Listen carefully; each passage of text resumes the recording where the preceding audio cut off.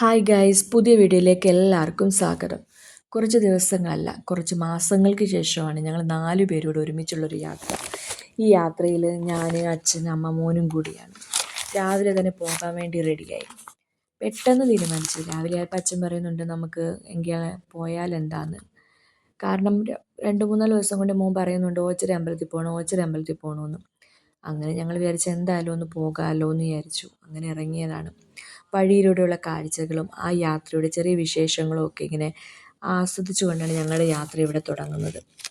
എവിടെയാണ് പോകുന്നതെന്ന് പറഞ്ഞില്ലല്ലോ, വേണമെങ്കിൽ ഒരു ആത്മീയ യാത്ര എന്നൊക്കെ പറയാം. അങ്ങനെ ഞങ്ങൾ വേണ്ടേ നമ്മുടെ മുരുകൻ ക്ഷേത്രത്തിലെത്തി. ഹരിപ്പാട് മുരുകൻ ക്ഷേത്രം കേരളത്തിൽ തന്നെ ഏറ്റവും പ്രശസ്തമായതും എല്ലാവർക്കും പ്രിയപ്പെട്ടതുമായ ഒരു ക്ഷേത്രമാണ്. ദക്ഷിണ പഴനി എന്ന പേരിലും ഈ ഹരിപ്പാട് മുരുകൻ ക്ഷേത്രത്തെ അറിയപ്പെടുന്നുണ്ട്. അങ്ങനെ ഞങ്ങൾ തൊഴുതിട്ട് ഇറങ്ങിയത് എൻ്റെ മോൻ അച്ഛനും അമ്മയൊക്കെ ചന്ദനമൊക്കെ ഇട്ട് കൊടുക്കുവാണ്. പിന്നെ വേറെ ഒന്നും കിട്ടണ്ട, കളിക്കാൻ കുറച്ച് സ്ഥലങ്ങൾ കിട്ടി. അവരങ്ങോട്ടും ഇങ്ങോട്ടും എല്ലാം ഓടി കളിക്കുവാണ്. അപ്പം ഞങ്ങൾ പറയുന്നുണ്ട് മറിഞ്ഞ് വീഴും എന്നൊക്കെ. എവിടെ കേൾക്കാൻ. എന്നെ അവിടെ കൂടുതൽ ആകർഷിച്ചത് എന്തെന്ന് വെച്ച് കഴിഞ്ഞാൽ ആ ശാന്തമായ അന്തരീക്ഷവും മനോഹരമായ ക്ഷേത്രം മനസ്സിന് ഭയങ്കര ഒരു സമാധാനം നൽകുന്നതാണ്. പിന്നെ അതിനുശേഷം ഞങ്ങൾ അടുത്തുള്ള ഹനുമാൻ ക്ഷേത്രത്തിൽ ദർശനം നടത്തി. അവിടുത്തെ കൂടുതൽ വീഡിയോസൊന്നും എടുക്കാൻ പറ്റിയില്ല. പിന്നീട് ഞങ്ങൾ മണ്ണാർശാല നാഗരാജ ക്ഷേത്രത്തിലാണ് എത്തിയത്. അവിടുത്തെ കാര്യം പിന്നെ നമ്മൾ പറയണ്ടല്ലോ, ഇന്ത്യയിലെ തന്നെ ഏറ്റവും പ്രശസ്തമായ നാഗക്ഷേത്രങ്ങളിലൊന്നാണ്. അവിടെ വരുന്നവർ കൂടുതലും സന്താന ഭാഗ്യത്തിന് വേണ്ടി വരുന്നതാണ്. അതിനുവേണ്ടി ഒരുപാട് പേര് ഭക്തർ വരികയും ഉരുളി കമഴ്ത്തുകയൊക്കെ ചെയ്യുന്നുണ്ട്. അത് ഒരുപാട് സത്യമുള്ള കാര്യങ്ങൾ തന്നെയാണ്.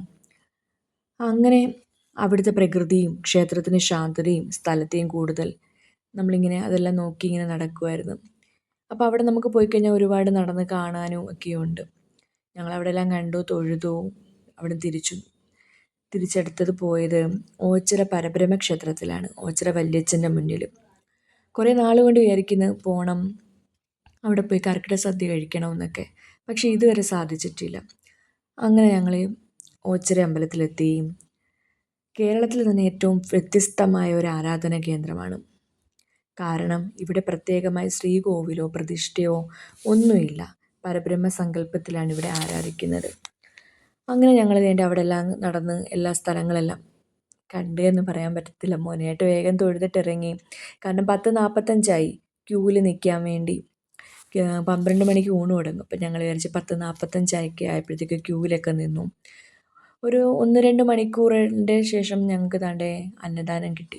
ഓച്ചിറ വല്യച്ഛൻ്റെ അന്നദാനം ആഹാരം കഴിക്കാൻ പറ്റി. അതെല്ലാം കഴിഞ്ഞു, ക്ഷേത്രദർശനം കഴിഞ്ഞു, കർക്കിടക സദ്യയൊക്കെ കഴിച്ചു. ഞങ്ങൾ താണ്ടെ വീട്ടിലേക്ക് തിരിച്ചു. Thank you.